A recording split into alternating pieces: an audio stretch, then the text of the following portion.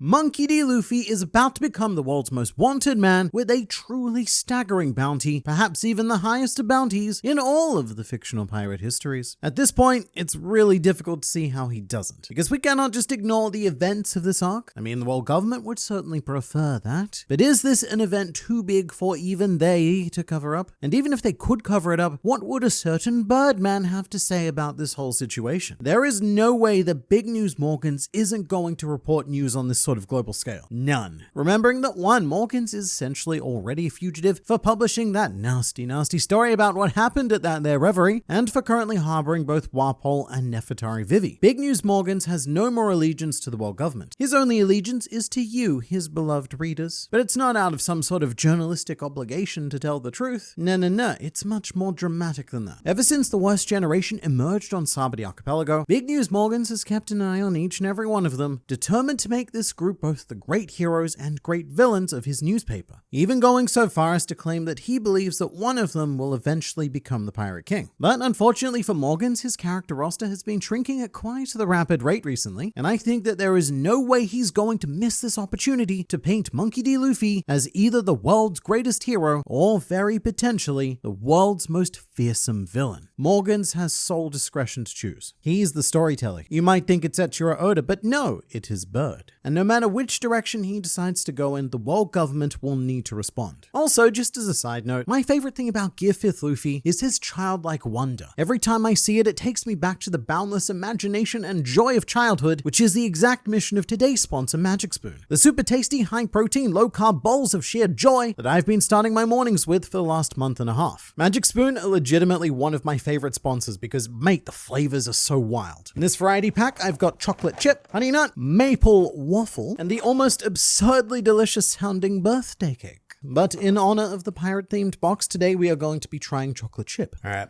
feeling pretty good about this. Holy crap. It is genuinely so good. And thankfully, Magic Spoon is also gluten-free, which is very important to me, but also high-protein, keto-friendly, soy-free, grain-free, wheat-free, and naturally flavored. And all of the above applies to these fun Magic Spoon treats as well, which are these super handy snacks to have around, especially if you're on the move a lot. And personally, I would highly recommend marshmallow, if you'll excuse me.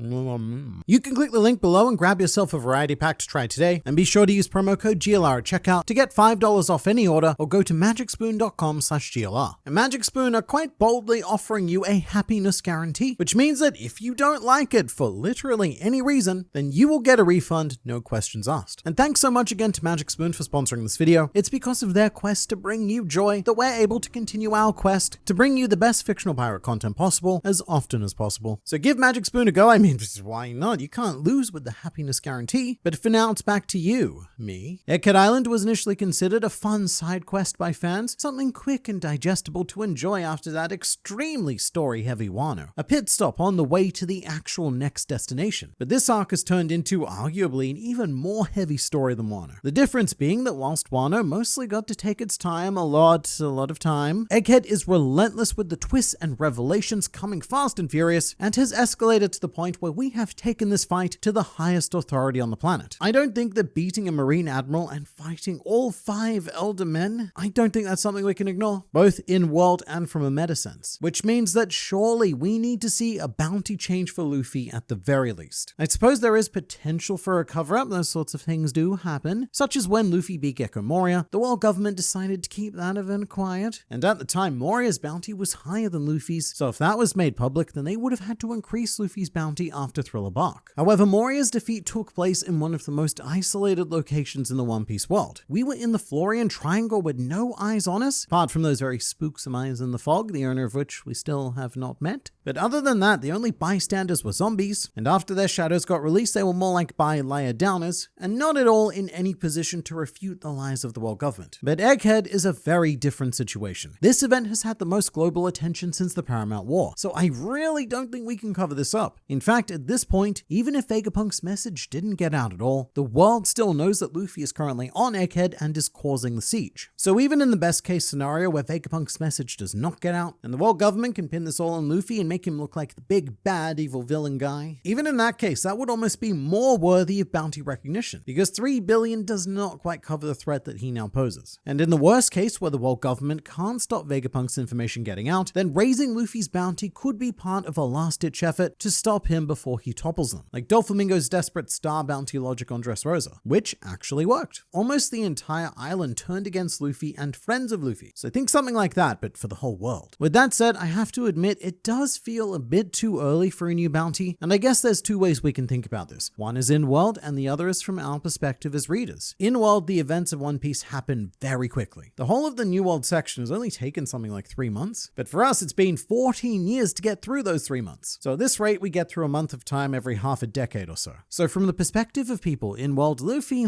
is a bit of a hot topic, because every couple of weeks his bounty seems to skyrocket. If I was a citizen in the One Piece world, then I would have very little faith in the world government, because this Luffy guy, he just keeps escalating, and we just keep letting him do it. And all the world government seem to be capable of doing about this is assigning bigger and bigger numbers, which only encourages him more and discourages bounty hunters, because after a certain number, bounty hunters probably don't even bother anymore. But really, One Piece may not have long left. In terms of in-world time, we're talking about a couple of weeks, maybe a couple of months at most. So this probably doesn't feel too soon for the people in the actual story. It's not really any sooner than the other increases. But for us as readers, we actually have a pretty clear classic trend, which is that bounties have tended to increase at 2 or 4 year intervals. Luffy's original 30 million berry East Blue bounty was given in 1999, so it took us about 2 years for that first bounty after One Piece began in 1997, and was then raised to 100 million berries 2 years later in December 2001. Meanwhile, the next increase would be almost exactly 5 years later after any Sobby to 300 million. Almost exactly 4 years after that, we learned that Luffy's bounty had increased to 400 million during the time skip, and then almost exactly 5 years later was Luffy's next increase after Dressrosa to 500 million. I keep saying almost exactly because at this point it is almost exactly. For whatever reason, there is this trend of bounties changing in the final quarter of a year. The chapters are usually published around October, November, December. After that was a 3-year wait until post-Whole Cake Island, when Luffy became worth 1.5 billion berries, and it was almost 4 years on the dot till we arrived at our present bounty of 3 billion berries. So the trend is pretty clear. After the initial 2 sagas, the average interval between bounties tends to be around 4 years, meaning that we are currently extremely early based on statistics, and we probably shouldn't be expecting any new updates until around 2026. And look, if One Piece was still in the days where it seemed like it could go on for all eternity, I would maybe see that happening, but it is not. Eiichiro Oda is gunning towards the end of One Piece, so we need to ask if this last sprint towards the finish line is condensing material and events that could have taken a more patient Oda a lot longer to complete, and more importantly, realistically, how many opportunities for bounty increases do we actually have left? The main problem being that by the end of the story, assumedly the world government would have been defeated or reformed. In either case, the bounty system probably doesn't make a lot of sense if it's not removed entirely, and therefore we probably won't have a final end of series Luffy bounty increase, meaning that this final increase has to be made before we take down the world government, which is very much what we're kind of in the process of doing right now, or at least it seems that way.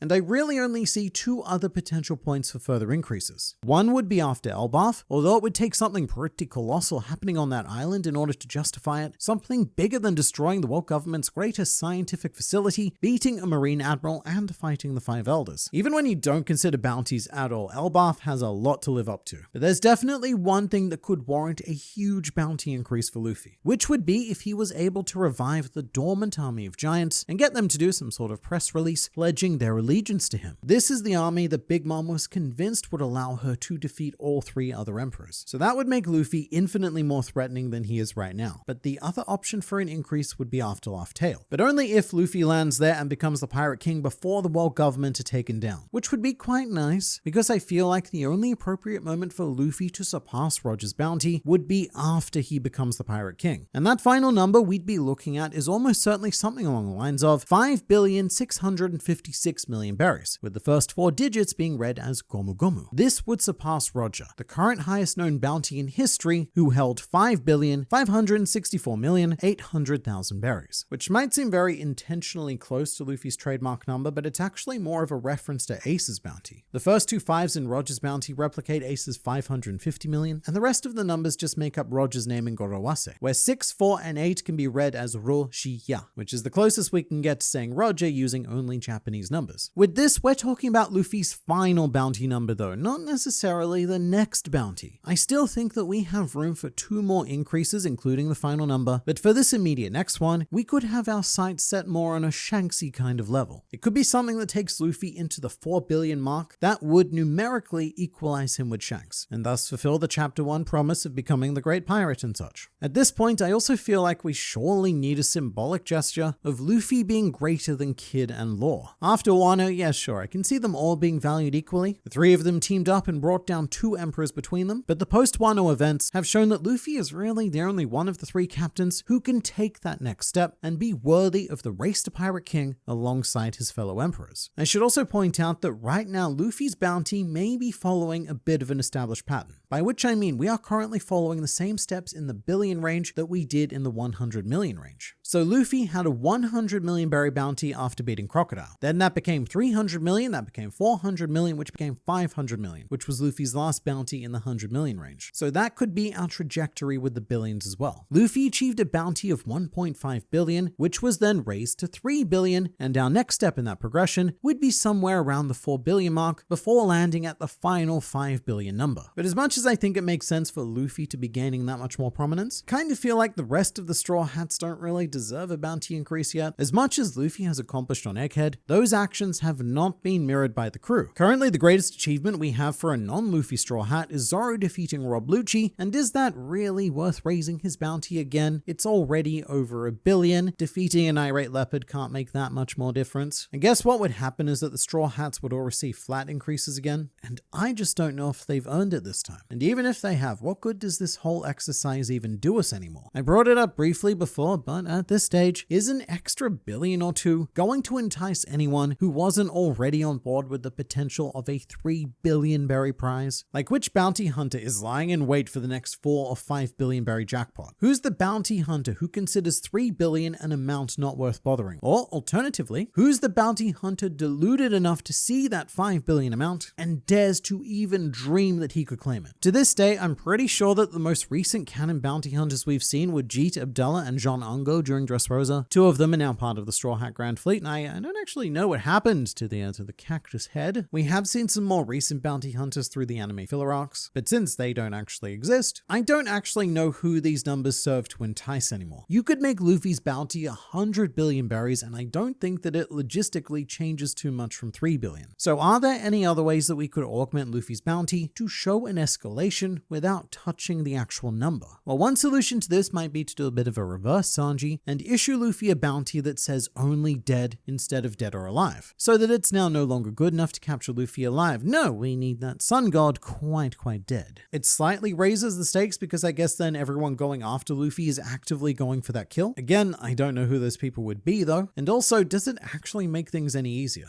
I feel like bounty hunters are always better off killing their targets in order to avoid them escaping and causing issues on their way to the Marines, like what Zoro did in the live action. He sliced up Mr. 7, he then put him in a sack and then dropped the bag of meat off at the nearest Marine base. But something I've also seen suggested is the concept of bounty lowering. If the world government doesn't want the news of Luffy to spread too hysterically across the globe, then maybe reducing his bounty number would reduce public concern and might even make Luffy seem more achievable to bounty hunters. There might be some logic in it, trying to slow down Luffy's momentum, support, hype, all that, but it's not a very exciting thing to do for the story. We're here to see our characters progress. One Piece does not go backwards. We always keep moving forward from new island to new island, new power to new power, and higher number to even higher number, so going back would feel pretty meh. But perhaps they could also offer an alternate reward. If the concept of money is becoming meaningless at this point, then the bounty could instead be becoming a world noble, which would be priceless. It's like a license to print money. I really couldn't see the world government going through with it though, because sure, it might encourage a lot more attention onto Luffy, but the world nobles are far too proud and would probably become physically ill at the mere idea of offering a world noble position to someone not produced of heavily incestuous blood. Then again, I guess they did offer the position to York, although we don't know how sincere that offer offer was. If it was purely bait, then I guess they could do the same thing. However, they also need York to continue producing the Mother Flame, so maybe we could see a new batch of world nobles, get a new money versus old money dynamic happening on Marijois, maybe even cause a fun world noble civil war. But we also need to consider Blackbeard. Blackbeard's current bounty number is a bit of a tease, bordering on that 4 billion, but not quite getting there, at 3,996,000,000, which I'm honestly not quite sure what he did to get that increase, because after Act 1 of Wano, it was still only 2,247,000,000. So it would seem that Blackbeard managed to cause an event and or series of events so devastating that the world government practically doubled his bounty whilst the crew were on Wano. I guess it doesn't really matter because the numbers are quite superficial. They're more for us as readers than for anyone in world. And with that in mind, I do think it would be a bit odd for Blackbeard to have a lower bounty than Luffy, which is probably why Blackbeard got his increase to 3.9 billion, so that Luffy's 3 billion wouldn't make Blackbeard's 2 billion look unimpressive. And if Luffy did get a post-Egghead increase, then it would almost certainly put him above Blackbeard's current bounty, simply because it would be anticlimactic to raise Luffy's bounty from 3 billion to 3.9 billion. Ooh, big news. We really would need to plow straight into those fours, which is a bit awkward because Luffy rarely fights a major antagonist with a lower bounty than him at the time. There are of course exceptions for warlords like Doflamingo, whose bounty was frozen and therefore at the time surpassed by Luffy's active bounty. And there are also characters like Hody Jones and NL. There's a lot who just didn't have bounties. For those who did, the only other characters I can think of would be, say, Caesar Clown. He was worth 300 million on Punk Hazard when Luffy was worth 400 million. And then there's Foxy on Long Ring Longland. He was worth 24 million when Luffy was 100 million. And also Bellamy on Gyre, I guess. But I think that those three go to prove the point. None of them were properly serious antagonists like Blackbeard would be, and the most important thing about Luffy is to always keep that underdog status. That doesn't necessarily mean that Luffy won't get a bounty increase post-Egghead Island, because Blackbeard's bounty also has cause to be raised again as well. He did just defeat Trafalgar Law, who is worth 3 billion on his own. His crew took down Garp the Hero and Hachinosu. They also played a part in the Egghead incident. They have Charlotte Pudding and a bunch of road poneglyph rubbing, so look, Blackbeard is a very, very dangerous boy. And by the end of the arc, which to be clear is very, very soon, we could be seeing both Luffy and Blackbeard absolutely flying past Shanks numerically and setting ourselves up for the final push to become the Pirate King. But you let me know in the comments, do you think that Luffy's bounty is changing after Egghead Island? And if so, what is your prediction?